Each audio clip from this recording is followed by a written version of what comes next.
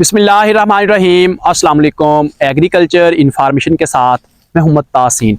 काशकर भाइयों, बात करेंगे कि इस वक्त हमारी गंदम की फसल जो है वो अरूज पे है। अल्लाह पाक हमारे नसीब में करे और हम इससे एक अच्छी पैदावार लें, रिज़्क़ हलाल में बरकत अता फरमाए। इसी के साथ जो है वो मौसमी सूरत हाल जो है वो इस वक्त जो बनी हुई है हमारे तकरीबन पूरे पाकिस्तान के अंदर जो है वो 27 फरवरी से लेकर जो है वो 2-3 मार्च तक जो है वो महकमा मौसमियात ने बारिशों की जो है वो पेशगोई की है। बाज़ इलाकों में हल्की बारिशें, बाज़ इलाकों में तेज़ बारिशें, ज़ालाबारी और इसी के साथ तेज़ हवाओं का जो है वो रुख देखा जा रहा है। आया कि इन दिनों हमारे फार्मर्स रात को इस मौसमी सूरत हाल जो बनी हुई है गंदम की फसल के लिए जो है वो क्या एहतियातें करनी चाहिए। देखें, जो बारिशें होनी है, ये जो मौसमी सूरत हाल बनी हुई है, अल्लाह पाक से दुआ है कि रहमत की बारिश हो, बराने रहमत हो, ताकि हम एक अच्छी पैदावार ले सकें, हमारे रिज़्क़ हलाल के अंदर जो है वो बरकत अता फरमाए अल्लाह पाक।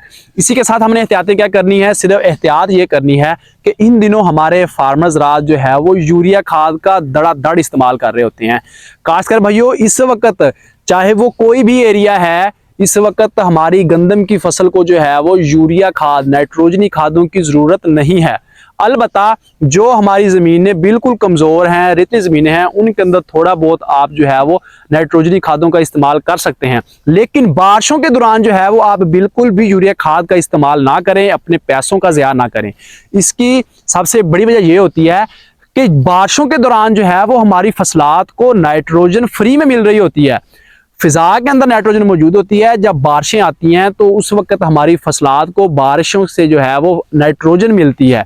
अगर हम मज़ीद नाइट्रोजन देंगे, ऊपर से बारिश से भी हमें नाइट्रोजन मिल रही होगी, तो हमारी गंदम की फसल जो है वो मुतासर हो सकती है, हमारी गंदम की फसल जो है वो गिरने के चांसेस उसके बढ़ सकते हैं। तो इसलिए दूसरी बड़ी एहतियात हमने ये करनी है कि इन दिनों फार्मर्स रात मौसमी सूरत हाल को मद्देनजर रखते हुए अपनी गंदम की फसल को आपाशी का फैसला करें कि आया कि अगर तो हमारी गंदम की फसल को पानी की बहुत ज़्यादा ज़रूरत है तो आप जो है वो आपाशी का फैसला करें। अगर आपकी गंदम की फसल कुछ दिन निकाल सकती है, ज़्यादा ज़रूरत नहीं है, ज़मीन बदतर हालत में है, तो आप पानी लगाने से जो है वो गुरेज करें।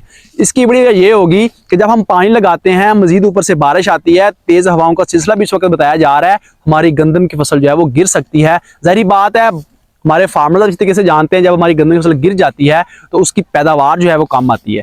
तो इसलिए फार्मर से ये गुजारिश है कि आप पाशी का फैसला मौसमी सूरत हाल को मद्देनजर रखते हुए आपने फैसला करना है, और इसी के साथ जो है वो आप नाइट्रोजनी खादों से आपने परहेज़ करना है। इस वक्त जिस चीज़ की हमें ज़रूरत है हमारी गंदम की फसल को, वो सिर्फ़ और सिर्फ पोटाश खाद है, और इसी के साथ जो है वो बोरान खाद है।